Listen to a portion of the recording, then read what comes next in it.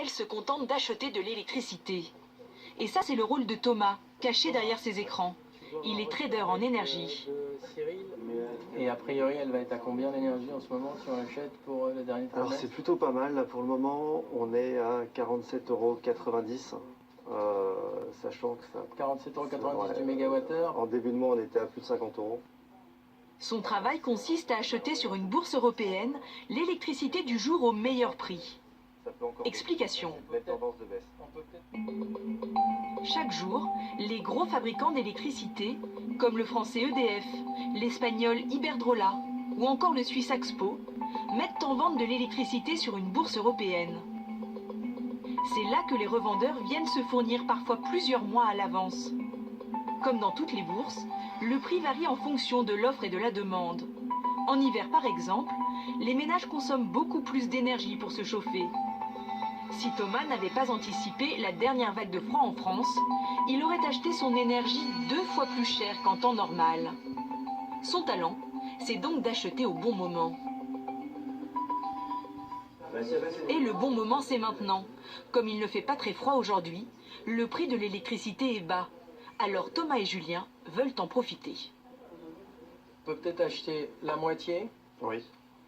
Et puis on attend des opportunités de baisse pour acheter l'autre moitié. Ouais, ça te va? C'est exactement ce qu'il faut faire. Bon, ben on fait ça.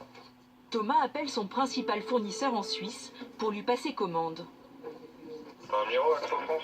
Oui, bonjour Tristan, Thomas Colony d'Équateur. Et comme Équateur est l'un de ses bons clients, il va tenter de faire baisser le prix. C'est 48. 48 ? D'accord, ça va être un peu haut pour moi. Est-ce que tu peux me travailler sur 47,80 ? Le patron est fier de son poulain. Un ordre. 47,80, c'est en dessous du bid en fait. Donc là, ça va être chaud, 47,80. 47,80, il n'aura jamais, il tente quand même, j'aime bien. C'est très très combatif. Quand il dit 47,80, en fait, c'est juste pas possible. Et d'ailleurs, il a compris. Ok, deal done. C'est fait. Merci. Contre toute attente, le trader a obtenu 47,80 €, soit un rabais de 10 centimes par mégawattheure, un bon prix aujourd'hui. Mais demain, les tarifs peuvent s'envoler.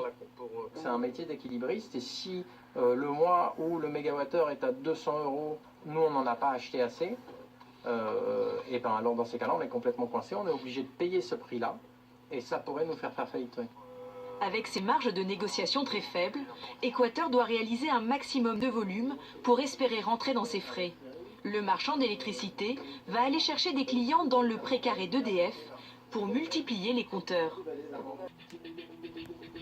C'est pour compenser la pollution qu'il génère, une cinquantaine de grands groupes comme par exemple EDF, Total ou Engie sont contraints par la loi de financer des travaux de rénovation énergétique chez les particuliers. C'est le principe du pollueur-payeur. Pour cela, ils versent l'argent à des sociétés qui font les travaux chez vous, comme celle d'Édouard. Dans ce système qui paraît très avantageux pour les artisans, il y a une contrepartie de taille.